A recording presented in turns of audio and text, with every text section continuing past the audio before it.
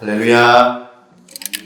예, 2020년 8월 넷째 주 예배를 하나님 앞에 올려드리도록 하겠습니다. 넷째 주 예배는 온라인 예배로 또 하나님 앞에 드려지는 예배입니다. 어떻게 보면 이렇게 집중이 안 되고 또 와닿지 않는 것 같은, 은혜가 안 되는 듯한 그런 어떤 느낌이 들 수 있지만, 이 시간 또 시공을 초월하시고 환경을 주도하시는 그 하나님을 우리가 신뢰하고, 우리가 또한 집에서 또한 온전하게 예배 드릴 때에 또 하나님의 충만한 은혜를 우리 가운데 부어주실 줄로 믿습니다. 다 같이 묵상 기도하겠습니다.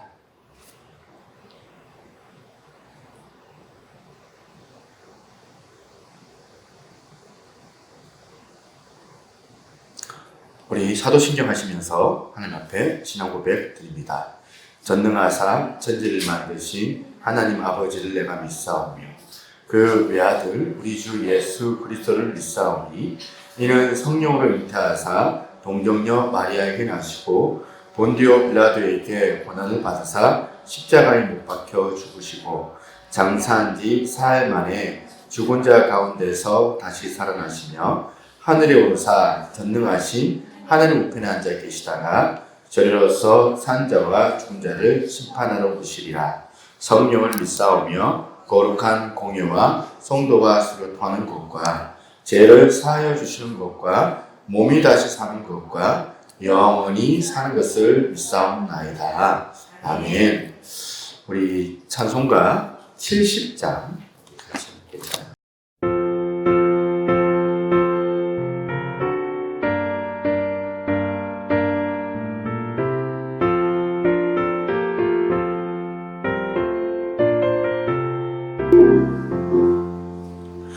피난처 있으니 환난을 당한 자 이리 오라.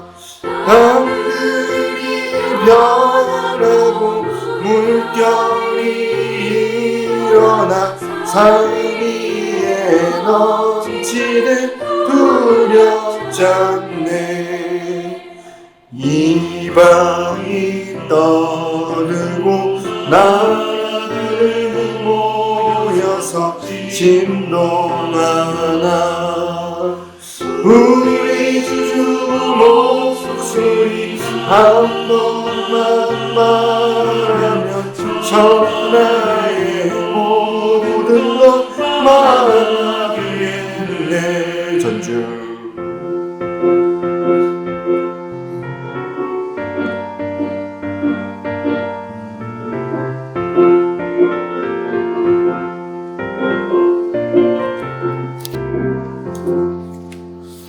만유주 하나님 우리를 도우니 피난처요. 세상의 나를 흩치게 하시니 세상의 창고니 쓸데없네. 높으신 하나님 우리를 구하니 할렐루야. 괴로움이 심하고 환난이 극하나 피난처 되시는 주 하나님. 아멘. 예배를 위하여서 우리 박수민 전사님 나오셔서 기도해 주시겠습니다.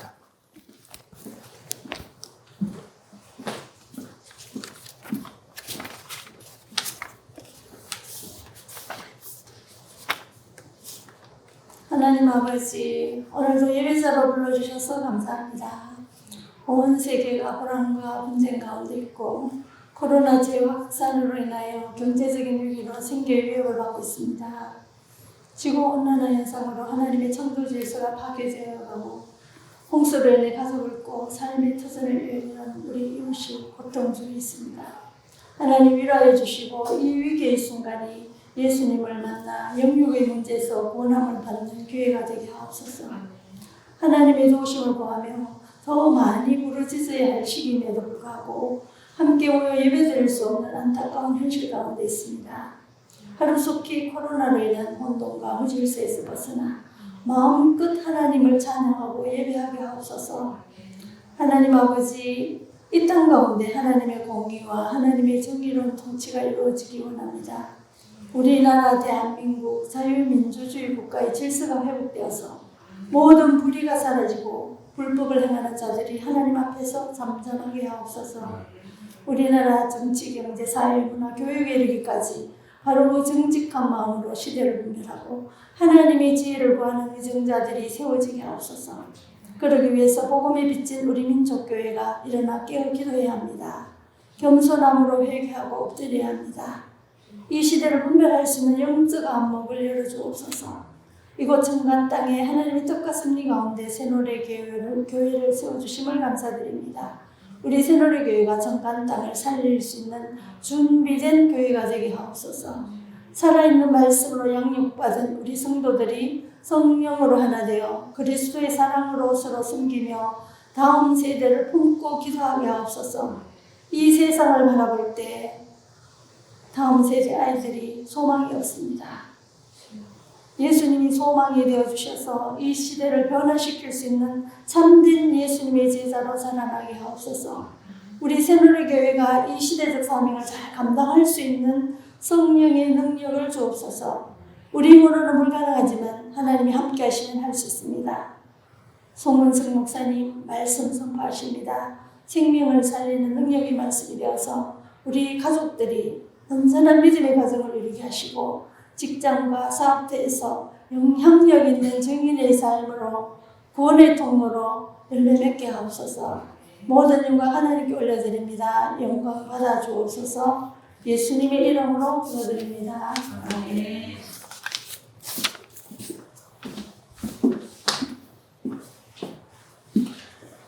우리 하나님 말씀 보겠습니다.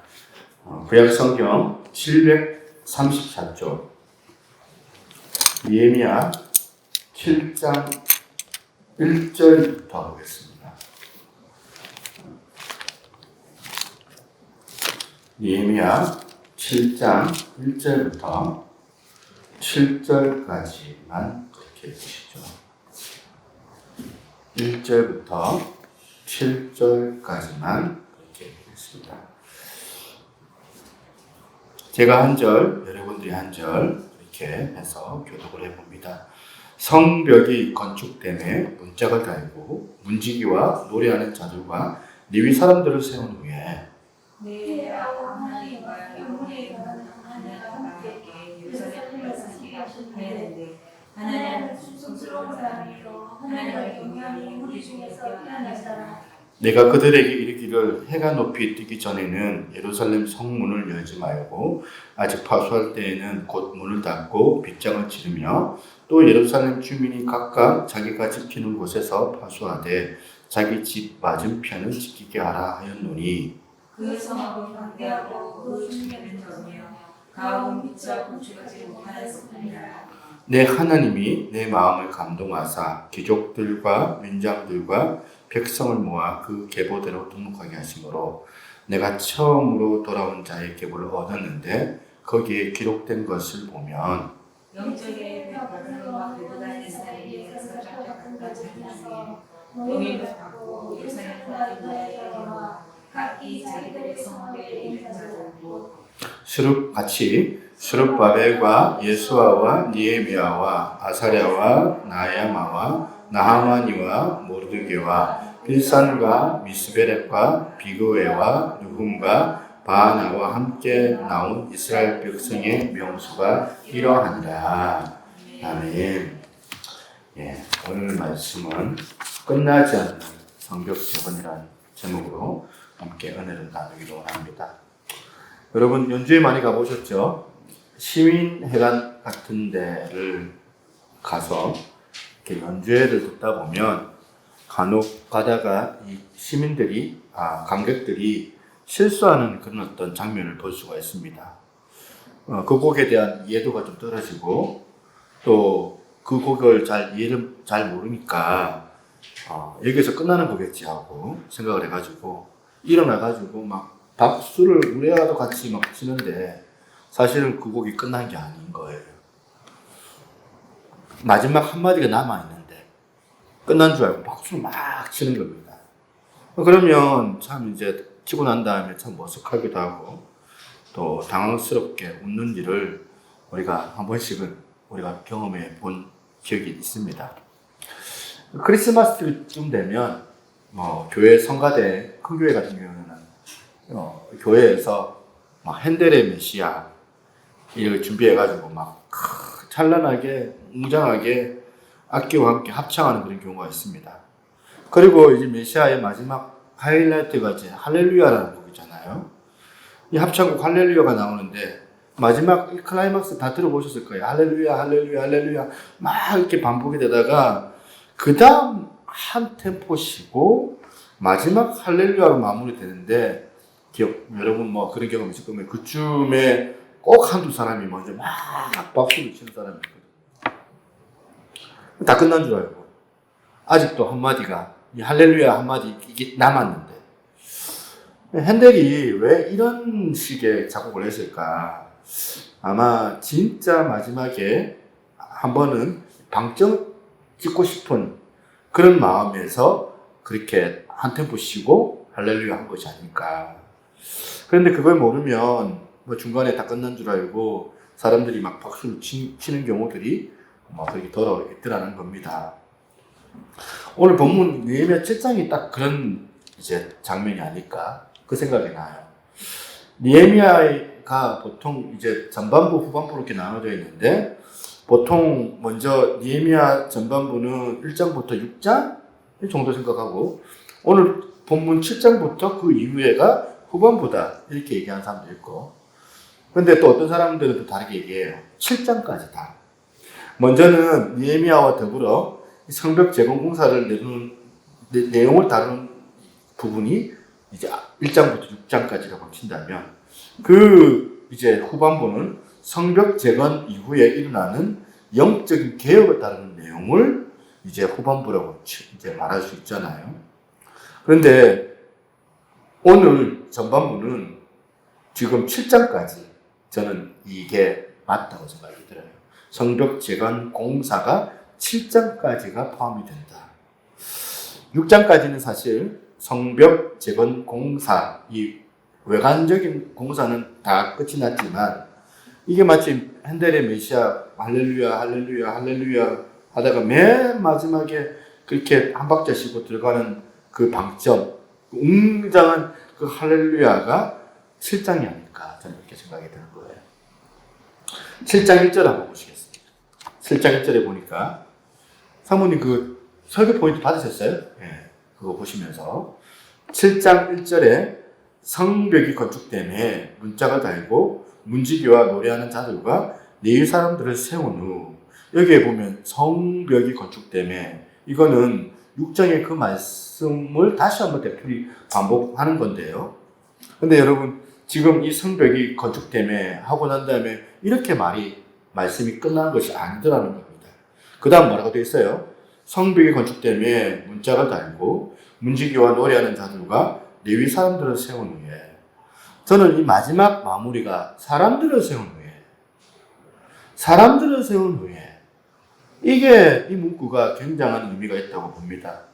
이 문구에 두 가지 굉장한 의미가 포함되어져 있다고 생각합니다. 첫 번째는 뭐냐? 눈에 보이는 그 벽돌을 가지고 성벽을 쌓는 가시적인 외관적인 건축도 필요하지만 궁극적으로는 이 세워진 성벽을 지키는 것까지가 성벽 재건 완성이다. 그래서 성벽을 지키는 것까지가 더 중요하다. 성벽을 세우고 난 다음에 그 성벽을 지키려면 사람이 필요하잖아요. 사람을 세우고 난 다음에 그 성벽을 지키는 것까지가 성벽 재건의 완성이다. 여러분 그렇잖아요. 뼈 빠지게 다 세워놓고 난 다음에 그 다음날 누가 와가지고 탁 건드려가 허물어 버리면은 그게 무슨 소용이 있겠느냐는 겁니다. 그래서 6장까지가 아니라 7장이다. 이제 이 성벽이 다 완공되었다는 이걸로 6장까지 끝나는 것이 아니라 어떻게 하면 이 완공된 성벽을 이렇게 잘 지켜낼 수 있을까? 이 내용을 다루는 게 오늘 본문의 느헤미야 7장이라고 생각이 듭니다. 어느 글을 보니까 만리장성 이야기가 있더라고요. 중국이 외세 침입을 막으려고 만리장성을 쌓았는데 사실 이 적들의 침공을 막아내려고 쌓아놨던 이 만리장성이 사실은 역사적으로 4번이나 적의 침략을 당해가지고 뚫렸다고 합니다. 4번이나. 흥미로운 거는 뭐냐면 만리장성이 4번 뚫렸을 때마다 그게 막 그 외벽이 허물어져가지고 그 만리장성이 보면 뚫힌 것이 아니라 이 4번 뚫린 게 전부가 뭐냐면 그 보면 상대 적군이 그 지키고 있는 문지기를 매수해가지고 가능했다고 얘기를 해요. 그러니까 이건 뭘 의미하는 거니까요. 그래서 성벽의 완공은 보여지는 그런 벽돌로 우리가 이루어지는 것이 아니라 문지기를 어떻게 세우느냐. 성벽 완성은 결국에는 사람 문지기로 마무리해야 된다는 거예요. 엄청난 공사를 하면 뭐합니까? 적들이 벽을 타고 오는 것이 아니라 문지기 매수해가지고 그래가지고 문으로 보면 아주 안전하게 들어오는데 이게 7장의 의미라는 거예요. 6장까지가 이렇게 성벽 공사가 50일 만에 준공되었다 이렇게 잘 이루어졌다고 할지라도 저는 이 고린도전서 10장 12절이 되뇌어지는 겁니다. 10장 12절 보시면 그런즉 선줄로 생각하는 자는 넘어질까 조심하라. 만리장성 쌓았으니까 아무도 침략 못해. 그게 아니라 그런데 문지기 매수해가지고 이 적군이 쳐 들어오는 이런 방식을 모르고 간과하고 이걸 묻히고 있다면 바로 성벽 재건 완성이 실패로 돌아갈 수밖에 없게 되는 거예요. 그래서 저는 우리 교회를 놓고 이런 마음으로 기도하기를 저는 원합니다. 시편 127편 1절 한번 보시겠습니까? 보시면 여호와께서 집을 세우지 아니하시면 세우는 자의 수고가 헛되며 여호와께서 성을 지키지 아니하시면 파수꾼의 깨어 있음이 헛되도다. 하나님 앞에서 우리가 교회를 지킬 수 있는 사람 문지기를 세울 수 있게 도와달라고 기도하고 그렇게 기도하고 그 문지기를 통하여서 하나님의 그 일하심이 그렇게 나타나기를 원합니다. 여기까지 성벽을 재건하는 사람들의 몫이 여기까지라는 거예요. 느헤미야가 이 심정으로 지금 문지기를 세우고 있다고 저는 생각을 합니다. 그렇다면 이 느헤미야 7장의 두 번째 의미가 뭐냐? 이 본문 느헤미야 7장에서 두 번째 의미는 사람에 대한 중요성을 지금 강조하는 거예요. 사람의 중요성. 벽돌이 얼마나 튼튼하고 단단하고가 중요한 것 같아 보이지만 그것보다 더 중요한 것. 그것을 누가 관리를 하고 그것을 누가 지키냐. 이 사람에 대한 중요성. 복음서를 보면 예수님께서 인카네이션, 성육신 하셔가지고 이 땅에서 복음과 하나님의 나라를 선포하십니다. 하나님의 나라를 선포하시고 난 다음에 바로 했던 일들이 뭔지 아세요? 바로 했던 일들이 뭐냐면 제자들을 세우는 일. 즉 사람들을 세우는 일을 하셨다는 거예요. 이게 뭘 의미하는 걸까요? 하나님의 나라는 사람을 세우는 것으로부터 하나님의 나라가 시작이 되는 거다. 사람 세우기 참 중요하다. 이런 관점에서 느헤미야 7장을 쭉 정리를 해보면서 제가 많은 은혜를 받았습니다. 다시 이 느헤미야가 성벽 건축을 완공한 이후에 한 일이 보여요. 두 가지예요. 첫 번째 보니까 이 느헤미야는 우선적으로 우리가 살펴본 대로 예루살렘을 이끌 사람들, 이 리더들, 이 사람들을 세우는 일을 먼저 했고요. 사람들 세우는 일. 두 번째, 그런가 하면 뒷부분에 가보니까 7절부터죠. 5절부터인가요? 지금 예루살렘 성에 기거할 사람들을 정해놓고 인구조사를 해요. 이거 역시 사실은 사람을 세우기 일 아닙니까? 사람을 어떻게 세워 나갈 것인가. 이런 모습 가운데 느헤미야에게 배우는 두 가지 리더십을 나누고자 합니다. 오늘 본문에서 발견되는 니에미야의 리더십 첫 번째가 뭐냐면, 첫째로 자기에게 집중시키는 것이 아니라 사람을 세워서 위임하게 했어요. 위임. 이 부분에서 저뿐만이 아니라 교회 모든 지도자들, 그리고 세상의 모든 지도자들도 반드시 지도자로서 명심해야 될 말씀이 이거라고 생각을 해요. 위임하기. 오늘 본문 7장 1절 2절 다시 한번 보시겠습니다. 성벽이 건축됨에 문짝을 달고 문지기와 노래하는 자들과 레위 사람들을 세운 후에 내 아우 하나니와 영문의 간원 하나냐와 함께 예루살렘을 다스리게 하였는데, 성벽 재건 과정에서부터 이 니에미야가 자기 혼자 그렇게 일하는 것이 아니라 백성들과 더불어서 힘을 합쳐가지고 성벽을 재건하는 그런 모습을 보여줬잖아요. 그리고 50일 만에 이 성벽 공사가 다 완성되고, 그리고 난 다음에 지금 어떻게 합니까? 그 명성과 그 영광, 그 권력을 쌓아가지고 자기 쪽으로 집중을 시키는 것이 아니라 각기 지금 적재적소에 사람들을 배치시키고 필요한 곳에 사람들을 일할 수 있도록 위임하는 일들을 지금 했다는 거예요. 미국에서 주커대학 의료 시스템 사장이라고 합니다. 아지프 아마드라는 사람인데, 이 사람이 했던 인터뷰 내용이 참 공감이 돼서 소개를 합니다. 그 표를 보시면 제가 한번 읽어보겠습니다. 모든 것을 할 수 있는 사람이 좋은 관리자라고 생각하지 않는다. 오직 자신이 직접 할 일과 직원들에게 맡기기를 구별할 줄 아는 사람, 자신이 직접 할 일과 직원들에게 맡길 일을 구별할 줄 아는 사람이 효율적으로 일을 처리하는 지도자며 관리자라고 할 수 있다.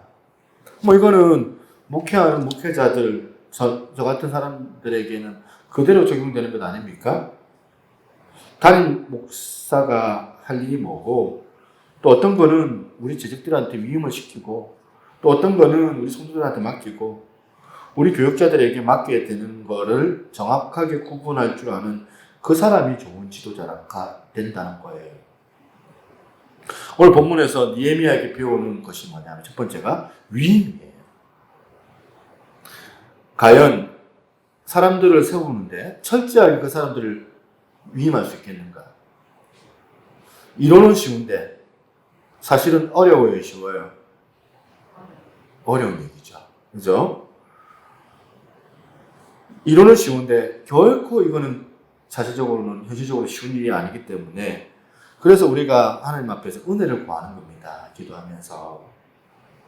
예수 그리스도께서 하나님 나라를 선포하신 직후에 제자들을 선택하는 일을 행하셨던 것도 위임이에요. 맡긴 거예요.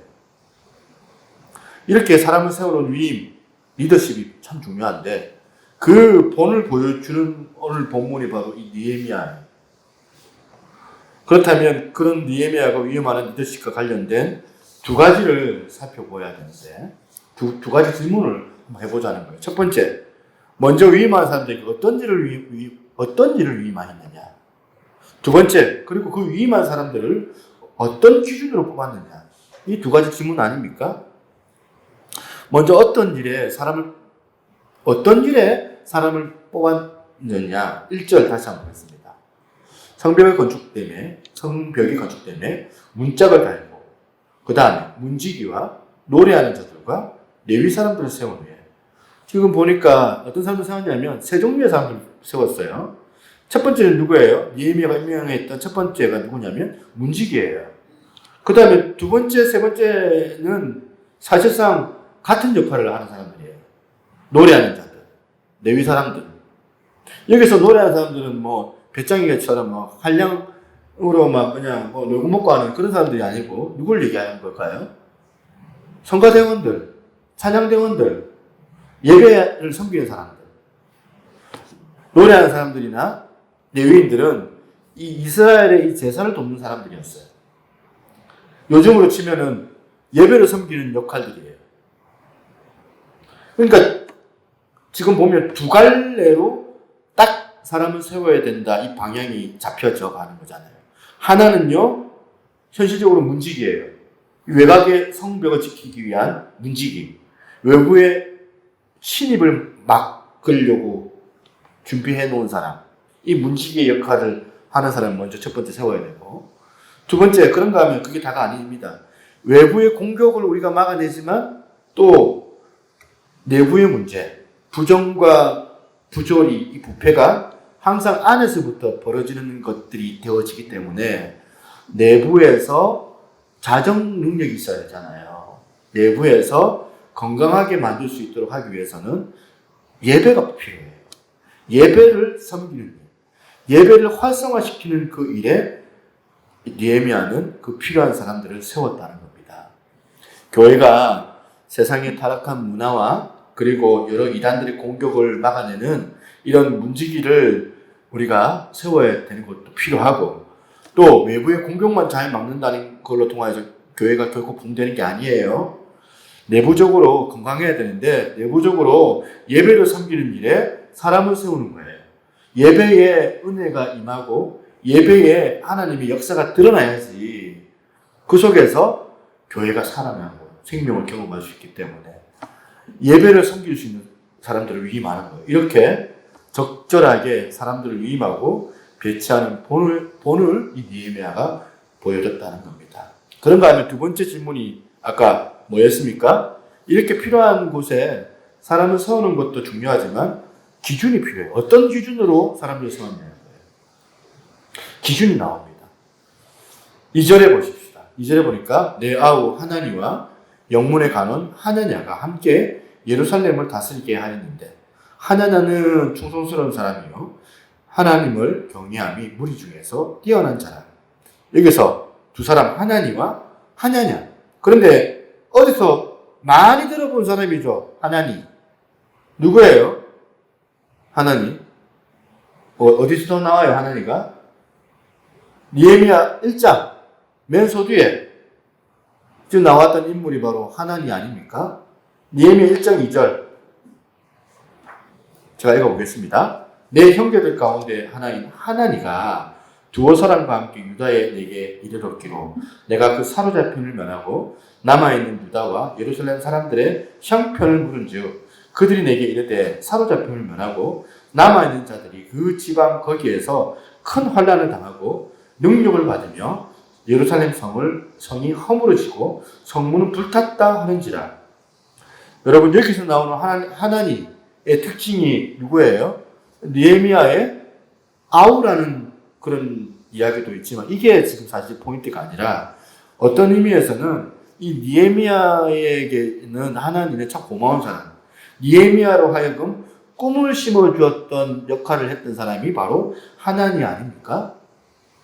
정확하게 지금 자기 고향에서 일어나고 있는 일들을, 그 가슴 아픈 사례를 이 느헤미야에게 가감없이 잘 전달했기 때문에, 그러니까 이 하나니가 느헤미야에서 고향 땅 이 유다와 예루살렘 성벽의 상황을 정직하게 그대로 알려준 그 이유 때문에 느헤미야가 꿈을 안고 이제 예루살렘에서 성벽 재건의 공사를, 그 역사를 이루어냈잖아요. 그러니까 나중에 이 느헤미야가 페르시아에서 이 예루살렘까지 오게 된 그 과정에 늘 함께 있었던 사람이 누구였냐면 하나니였어요. 그러니까 느헤미야 상황을 누구보다도 잘 아는 사람. 사람을 세울 때 가장 이제 보면 선택 기준 중에 하나가 뭐냐면 나를 너무나도 잘 아는 사람을 세워야 되는 거예요. 그런가 하면 또 한 명이 나오잖아요. 또 한 명이 누굽니까? 하나냐입니다. 2절 다시 보시겠습니다. 2절 보시면 영문의 간원 하나냐가 함께 예루살렘을 다스리게 하였는데, 하나냐는 충성스러운 사람이요 하나님을 경외함이 무리 중에 뛰어난 자라.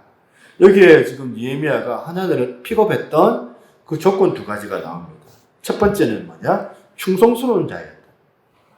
또 하나는 뭐냐? 하나님을 경외하는 사람이었다.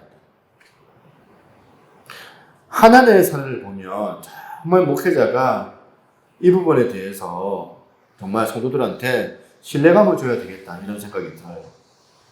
목회자가, 그리고 이 직분자가 이 교회를 섬길 때 충성스럽게 섬기고, 어떨 때는 정말 미련한 곰처럼 우직하게 흔들림 없이 그 자리를 버티고 앉아있고, 그 자리를 버티고 앉아 있기 때문에 그 밑에 같이 섬기는 이 성도들이 불안해하거나 흔들리지 않고 그 사람 보면서 안정감을 누리는 거예요. 정서적인 안정감을 누릴 수가 있거든요. 목회자가 그런 사람이 되어야 되겠다.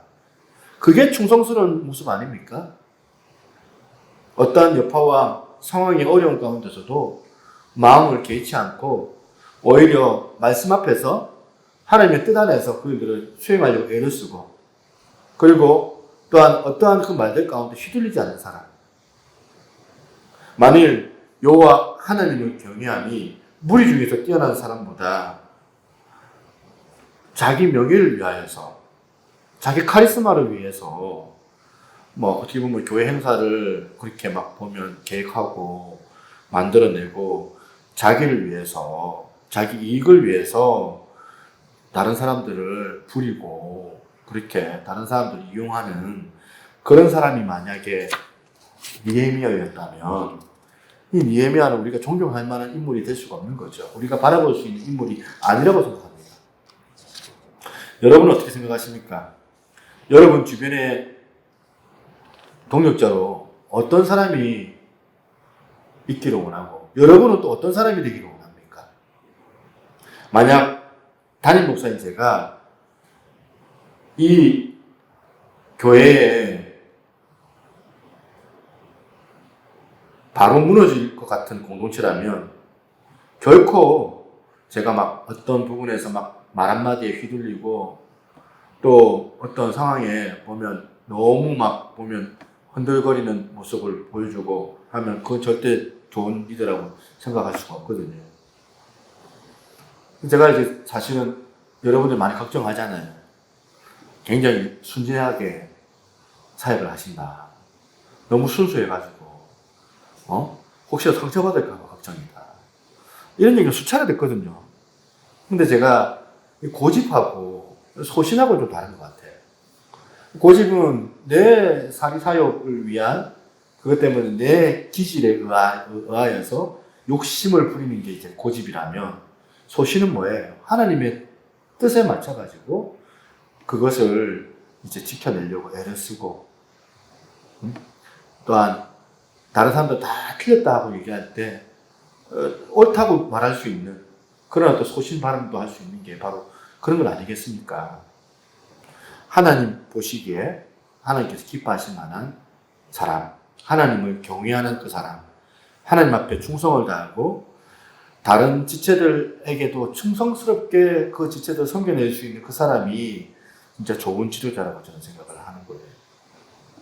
이런 면에서 뭐 여러분 많이 들어보셨잖아요. 인사는 만사다. 사람 세우는 게 최고라는 거예요. 사람들이 그런 말 하지 않습니까? 인사는 만사다. 사람을 세우는 일이 일의 전부라고 해도 과언이 아니에요. 그런 관점에서 저는 사실 우리 사역자들, 저는 여기 계신 분들이, 저희 교회에 딱 맞는 분들이라고 저는 생각을 해요. 오늘 담임 목사가 어떤 사람으로 세워지느냐, 그 교회에서. 거기에 승패가 달려있기 때문에 굉장히 중요해요. 그런가 하면 두 번째, 이 느헤미야를 통해서 배우는 리더십 또 하나가 있습니다. 뭐냐 하면 자기 가시가 아니라 하나님의 공동체를 세우고자 하는 그 마음이 필요하다는 거예요. 하나님의 공동체를 세우고자 하는 그 마음. 자기 사리사욕, 자기 성공, 자기 만족이 아니라 5절입니다. 5절은 다 같이 한번 읽어볼까요? 5절 같이 읽습니다. 시작. 내 하나님이 내 마음을 감동하사 귀족들과 민장들과 백성을 모아 그 계보대로 등록하게 하심으로 내가 처음으로 돌아온 자의 계보를 얻었는데, 느헤미야가 지금 예루살렘 성에 살 수 있는 사람들을 지금 정보를 모아가지고 인구조사를 지금 하고 있는 상황입니다. 여러분, 인구조사. 그러면 성경에는 인구조사가 몇 번 있었을까요? 민수기에 지금 모세가 2번의 인구조사를 했죠. 하나님의 명령에 의해서 한 거예요. 그렇다면 또 다윗도 역대기나 이 열왕기 하에 보면 그 사무엘 하에 보면 다윗 왕 역시도 인구조사를 하잖아요. 그런데 똑같이 지금 니에미야 역시도 지금 인구조사를 하고 있는 거예요. 그렇다면 똑같아 보이는 인구조사인데 여러분 니에미야가 했던 인구조사하고 다윗이 했던 인구조사하고 같아요, 틀려요? 같아요, 틀려요? 똑같은 인구조사인데 그런데 가만히 보면 너무 큰 차이가 있는 거예요. 니에미야가 벌였던 인구조사의 목적은 철저하게 하나님의 뜻 안에서 하나님의 그 사명을 감당하려고 하는 그런 차원에서 감행한 인구조사예요. 예루살렘에 주민이 많지 않았기 때문에 이 예루살렘 성에 들어간 사람들을 그렇게 정하기 위하여서 그렇게 인구조사를 하는 게 목적이었다면 여기에 반해가지고 다윗 왕의 인구조사는 하나님의 마음에 반하는 인구조사가 되어져 버린 겁니다. 역대상 21장 1절에 보니까 이렇게 나와 있어요. 사탄이 일어나 이스라엘을 대적하고 다윗을 충동하여 이스라엘을 계수하게 하니라. 사탄이 그 마음을 충동했다. 5절 말씀, 요압이 백성의 수요를 다윗에게 보고하니 그 다음에 이스라엘 중에 칼을 뺄 만한 자가 120만 명이에요. 유다에서 칼을 뺄 만한 자가 47만 명이다. 지금 이 다윗이 행했던 인구조사의 특징 중 하나가 뭐냐면 지금 칼을 뺄 만한 자. 다른 말로는 전쟁에 동원을 시킬 수 있는 그런 사람들을 계수한 특징이 있습니다. 그러니까 여러분 대충 아시겠죠? 다윗의 인구조사의 특징. 사단이 충동질을 해가지고 다윗이 이런 인구조사라는 이 행사로 통하여서 자기의 권력을 유지하는데 자기가 유익한 방향으로 그렇게 진행을 시켰던 게 이 다윗의 인구조사였다는 거예요. 똑같은 인구조사인데. 그래서 하나님이 그 인구조사를 너무나도 기뻐하지 아니하셨고 여기에 반해서 니에미야의 인구조사는 어때요? 철저하게 하나님께서 자기에게 주셨던 그 사명을 잘 감당하기 위해서 행했던 행사가 인구조사였더라는 거예요. 그래서 총신대 교수, 재흥사입니다. 김지찬 교수님께서 사무엘서 주예를 이제 책을 내셨는데 그 책에 보면 인구조사에 대해서 이런 분석의 글을 써놨습니다. 다윗은 자기의 힘을 의지하면서 하나님의 도움 없이도 이스라엘을 지키고 보호할 수 있다는 것으로처럼 생각했다. 결국 여호와께서 다윗과 이스라엘이 갈수록 자기 힘을 의지하지 않는 태도에 분노하셨고 왕으로 하여금 이런 교만한 자세를 한 사건을 가시화시킴으로써 이런 교만을 징계하시려는 것으로 볼 수 있다. 여기서 가시화입니다. 잘못 기재됩니다. 여러분 똑같은 인구조사 겉으로 보기에는 똑같은 건데 그 내부 동기가 다른 거예요. 그 다른 것을 보면서 저 역시 여기에 두려움이 생기는 겁니다. 자기 가시를 위해서 교만을 하고 그 군사력을 통하여서 자기 힘을 어떻게든지 보여주려고 하는 그런 다윗의 인구조사하고 반대로 이제 하나님의 그 공동체를 세우고자 했던 그 니에미야의 인구조사하고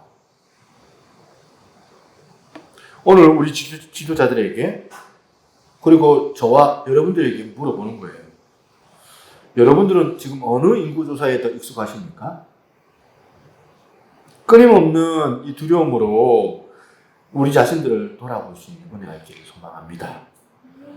다윗의 인구조사처럼 우리가 마음의 동기가 자기 자신을 위한 행사가 진행되는 그런 나쁜 일이 우리 가운데 일어나지 않기를 바랍니다. 왜냐하면 그거는 망하는 길이 되기 때문에 그런 거예요.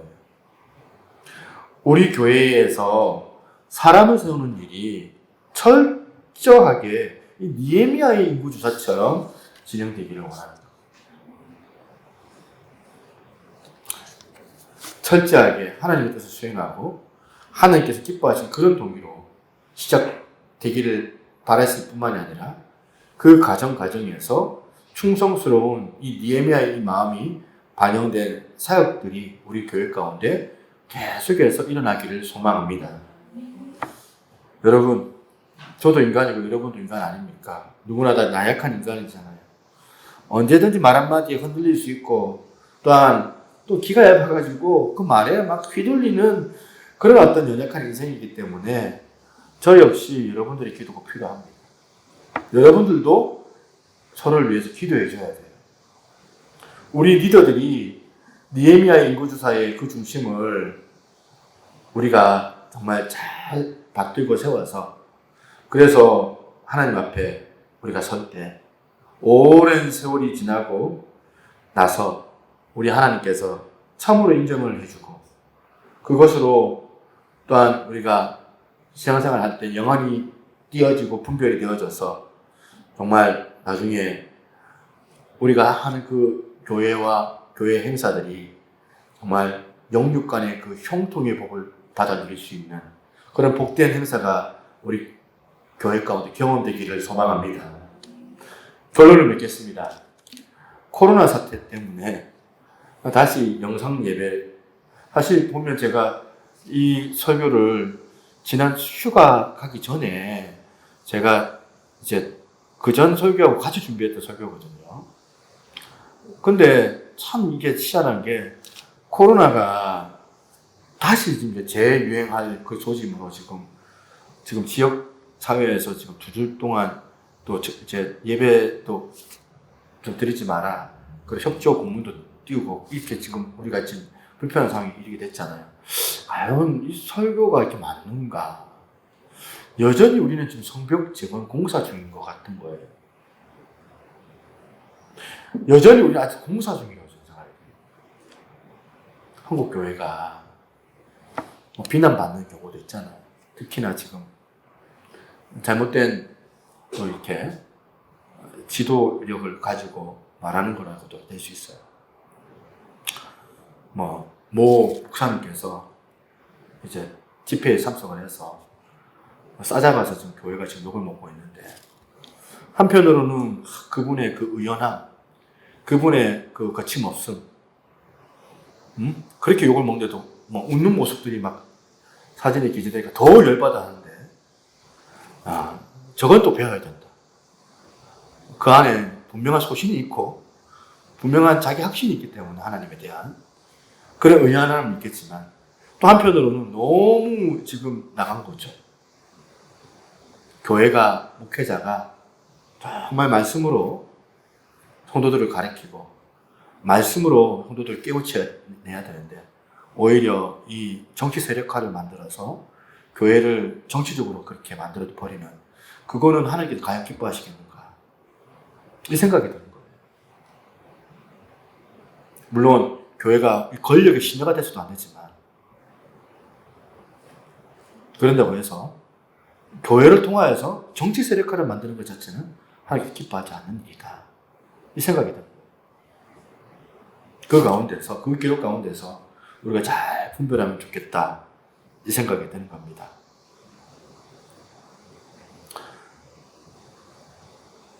이럴 때일수록 저나 여러분들이 하나님을 의지하고 믿고 또 그런 것들 다 맡기고 우리 내면의 동기가 어떤 건지 우리가 하는 그 행사가 그 동기가 뭔지를 스스로 잘 돌아봐야 될 때인 것 같아. 우리가 내리는 이 결정 하나하나가, 결단 하나하나가 어쩌면 이 다윗의 인구조사가 아니라 느헤미야의 인구조사로 내면의 이 동기가 늘 우리가 지배하는 내 내면의 이 욕구가 정말 하나님께 기뻐하실 만한 그런 어떤 내면의 동기인지, 그래서 하나님께 은혜를 구하는 겁니다. 늘 우리를 이끌어 견인해내시는 그 하나님께서 오늘도 우리와 함께 하시고 우리의 보호자가 되시고 우리를 끝까지 인도해 주실 것들을 우리가 기대하면서 우리가 하나님 앞에 맡기며 은혜를 구하며 기도하고 나가는 겁니다. 오늘 하루 또 한 주간이죠. 온종일 우리가 이 느헤미야가 걸어왔던 이 길, 이임시키고 사람을 세워서 하나님 나라를 구축하고 하나님의 공동체를 이루기 위해서 그렇게 하나님의 사람들을 세워나가는 그 일들을 감당했고 하나님이 기뻐하시는 이런 인구조사에 느헤미야가 이 인구조사를 벌이는 일로 말미암아 하나님의 그 영광을 경험했던 것처럼 오늘 저와 여러분들의 한 주간도 복된 한 주간이 되기를 주님의 이름으로 축원합니다. 아멘. 우리 찬양 같이 한번 들어봤으면 좋겠습니다. 지난번에 불러봤던 여호와는 살아있으며 그 위대하신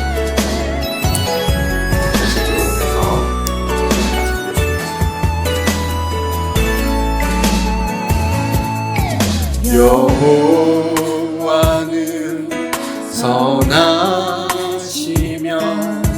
그 인자하심이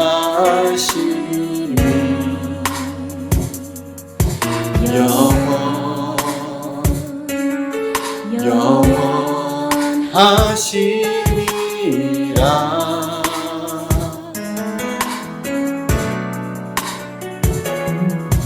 열방이 별과같이 나를 애워쌌으나 여호와의 이름이 저희를 끊으리라.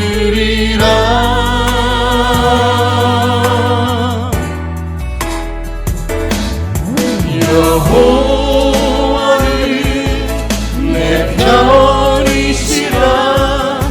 내 두려움이 전혀 없으리. 사람이 내게 어찌하고 주는 나를 돕는 자 중에 함께 계시네. 내가 주께 피하니 사람은 신뢰함보다 방배를 의지함보다 더 나으니. 나의 능력 되신 주 나의 찬송 나의 구원 되시네.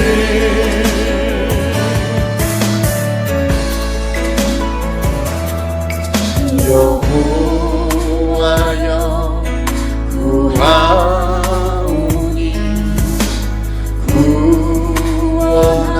구원하소서.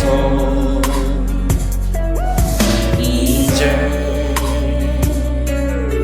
온전케 하소서.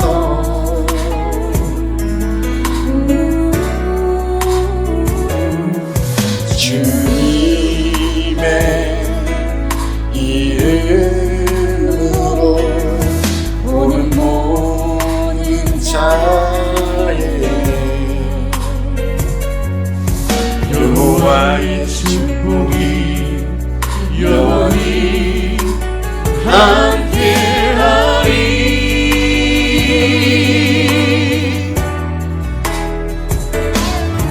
주가 심히 정책하셔도 죽음에는 그치지 않으시니. 내가 죽지 않고 살아서 여호와의 크신 행사를 선포하리라.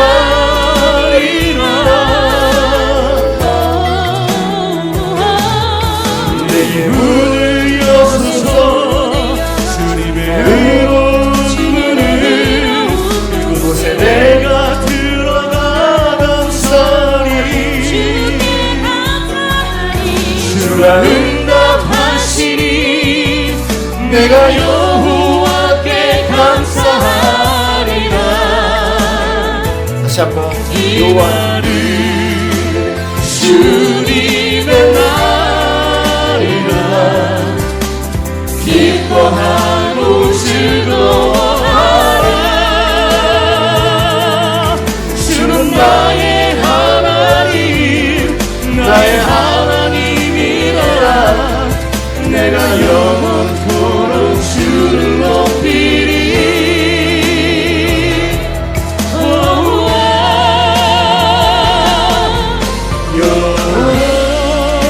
여호와는 내 편이시라.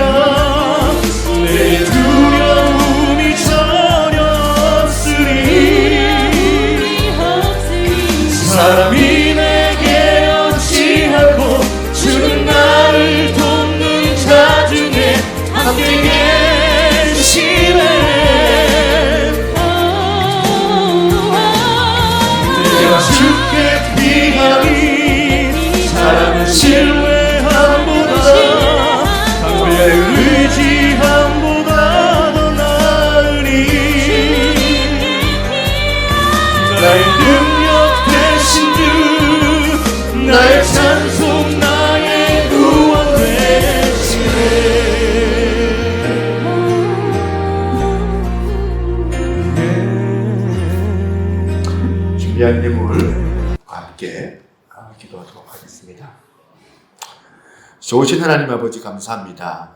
귀하고 복된 주일날 저희들이 또한 모이지 못할 또 곳곳에 골방에서 또 가정에서 드려지는 예배이지만 그 속에 또한 살아계신 하나님이 함께 하여서 우리를 위로하여 주시고 말씀을 통하여서 다시 한번 우리 하나님의 놀라우신 능력을 우리 가운데 보여주시고 힘을 주시고 다시 일어나게 하실 그 위대한 역사를 우리 가운데 행하실 줄로 믿습니다.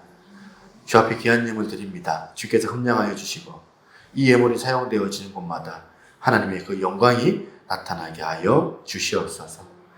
오늘 하나님 성벽이 완공된 듯해 보이지만 그거보다 더 중요한 것이 사람을 세우는 일이고 하나님 사람을 세워서 어떤 기준으로 세워야 될 것인지 어떤 사람들을 세워야 될 것인지 잘 우리가 말씀을 통하여서 배워왔던 것들을 우리가 삶 가운데 우리 교회 사역 가운데 잘 적용하게 도와주시고 무엇보다 외부의 공격 가운데서 문지기처럼 교회를 잘 지켜내고 또 내부의 이 부패와 부정 가운데서 예배를 회복시킴으로 통하여서 정말 교회가 건강하게 세워져서 결국에는 귀한 교회들로 통하여서 또한 세상이 하나님을 칭송하는 그 일들을 우리가 보는 역사를 저희들 가운데 주님께서 허락하여 주시기만을 간절히 바라고 기도드리옵나이다. 코로나 사태로 인하여서 여러 가지 많은 교회의 어려움들이 많사오나 우리의 믿음 지키고자 우리가 주 앞에 드려지는 예배 우리 하나님께서 우리의 예배를 기쁘게 받아주시고 우리의 기도 가운데 구하는 그 기도들 주님께서 역사해 주셔서 속히 이 코로나 사태가 진전되게 하시고 또 코로나로 인하여서 고통을 당하고 있는 환자들을 주님께서 긍휼히 여겨주셔서 아버지 회복의 역사를 주님 허락하여 주시며 아버지 하나님 귀한 교회가 이 일로 인하여서 보다 더 하나님 앞에 개혁되어지고 하나님의 뜻을 잘 받들어 하나님의 기쁨을 또한 하나님의 그 영광을 돌릴 수 있는 그런 복된 교회들이 다 되어질 수 있도록 한국교회 가운데 복의 복을 허락하여 주옵소서. 하늘교회가 이제 8월달 이후에 9월달 준비해야 될 많은 사역들이 있습니다. 주님, 이 사역들이 어떤 개개인의 어떤 그런 욕망과 자기 이익과 만족을 위하여서 행사하는 그런 행사가 되지 않기를 원합니다. 하나님의 뜻을 잘 받들어 정말 하나님의 나라를 세우고자 하는 그 열정으로 우리가 작은 행사지만 정말 심려를 기울이고 하나님의 그 마음을 잘 헤아려서 그 행사들을 잘 기도하며 준비할 수 있게 하셔서 이제 9월부터 코로나가 진전되게 된다면 아버지 하나님 정말 하나님의 그 일들을 잘 감당할 수 있는 그런 새누리교회 행사들 그런 새누리교회 우리 사역자들 다 되어지게 하나님 인도하여 주시옵소서. 성령님 이 자리 가운데 친히 역사해 주시고 함께 이곳뿐만 아니라 가정마다 드려지는 사랑하는 당신의 영혼들의 그 심령을 주님께서 붙잡아 주시고 위로하여 주시고 성령으로 충만한 기쁨을 맛보게 하여 주시옵소서. 감사드리고 이 모든 말씀 살아계신 예수님 이름으로 기도드리옵나이다. 아멘. 네, 강구하겠습니다. 코로나 확진이 증가되면서 비대면 예배를 이제 주간 8월 31일까지 지금 정부에서 시행 명령을 내렸습니다. 2주간 어렵지만 우리가 잘 준비해서 하나님 앞에 또 죄를 범하지 않도록 우리가 애를 써야 될 것 같고 우리의 믿음이 오히려 이전보다 경건의 모양과 능력이 더 이제 발전될 수 있는 그런 어떤 은혜가 경험되는 8월달이 되기를 바랍니다. 두 번째 신약일도학교 지금 계획은 9월 3일날 목요일부터 시작을 하려고 하는데 이 코로나 사태를 좀 더 지켜봐야 될 것 같기도 해요. 상황을 봐서 되도록이면 9월 3일날 하고 조금 이제 상황이 좀 안 좋으면 조금 뒤로 미루는 생각도 가지고 있습니다. 우선 9월 3일 목요일 날 오전 10시부터 진행하도록 하겠습니다. 신청자들은 우리 전사님한테 문자를 주시든지 이렇게 문의를 하시면 좋겠다 생각합니다. 네, 다음 세대 예배 새벽 기도회 수요일에는 비대면 온라인 예배로 준비하겠습니다. 많은 성도님들의 관심과 참여 부탁을 드리겠습니다. 그리고 헌금은 지금 이제 예전처럼 좀 우리가 통장에 이제 온라인 이제 계좌로 좀 이렇게 넣어주시면 좋겠습니다. 그래서 아래에 이제 안내를 제가 할 텐데 이 계좌로 여러분들이 보내주시고 그 부분도 사실은 하나님 앞에 합당하게 드려지는 부분이기 때문에 여러분들 기쁜 마음으로 자원하는 마음으로 이렇게 동참해 주시면 좋겠다 생각합니다. 네. 우리 찬양하겠습니다. 찬송가. 이 찬양은 이 복음성입니다. 우리는 주의 백성이요. 찬양. 소리를 작은데 조금 키워주세요.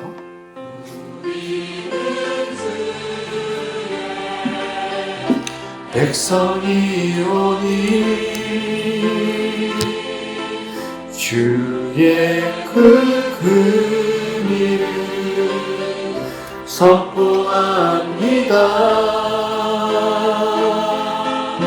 이곳 어두운 세상에 빛으로 부르셨네. 주의 얼굴 구할 때 역사하소서.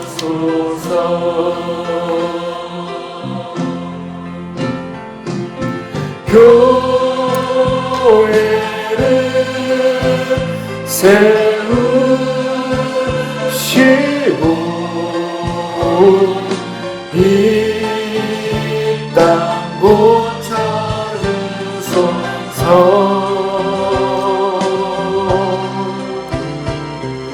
주님 나라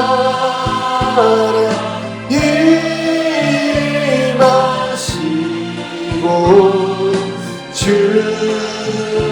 뜻 이루어지라.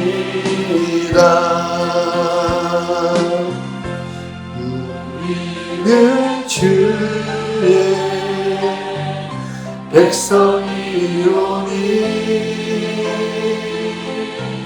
주의 그 긍휼을 선포합니다.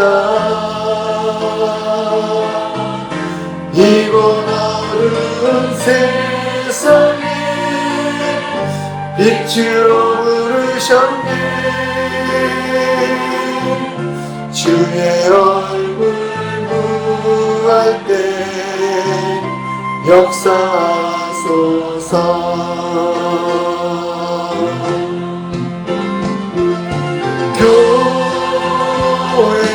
교회를 세우시고 이 땅 고쳐주소서.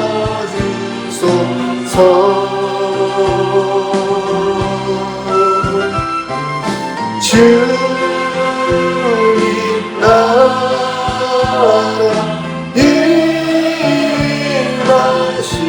임하시고 주 뜻 이루어지라.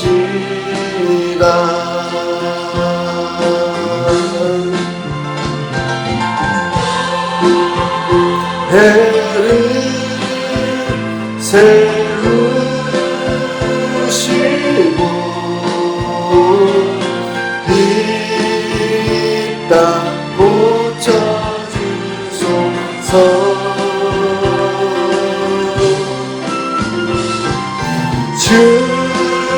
주님 나라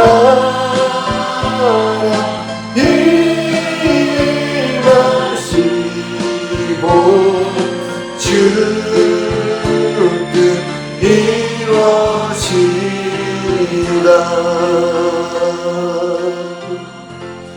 제가 기도하고 그 기도 음악을 좀 들어주시기 바랍니다. 한 5분 정도 우리나라를 놓고 코로나 사태를 놓고 한국교회를 놓고 그리고 또 이제 우리 새누리교회를 놓고 우리 새누리교회 우리 성도들 우리 중직자들 재직들 다 포함해서 우리 가족들 놓고 또 이 사회적인 어떤 지탄들이 지금 교회를 향하고 있는데 마지막 때입니다.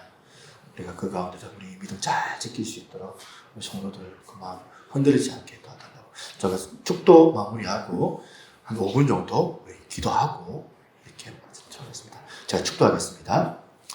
지금은 우리 주 예수 그리스도의 은혜와 아버지 하나님의 무한하신 사랑과 성령님의 감화 감동 교통하시는 그분의 역사가 오늘 이 아침 완성된 듯해 보이지만 여전히 미완성으로 사람을 세우고 또한 무너진 그 성벽을 완성했지만 문지기로 통하여 외부로서는 적군의 침입을 내부로서는 또한 예배의 또한 부흥을 위하여서 애를 썼던 그 니에미야처럼 오늘 새누리교회 정말 그 니에미야의 그 리더십을 본받기를 소망하는 우리 사랑하는 새누리교회 모든 성도들 머리 위에 그리고 어려움 가운데서도 주님 의지하며 나아가는 우리 한국교회 모든 한국의 교회들 사랑하는 성도들 머리 위에 이제로부터 영원토록 항상 함께 있을지어다. 아멘.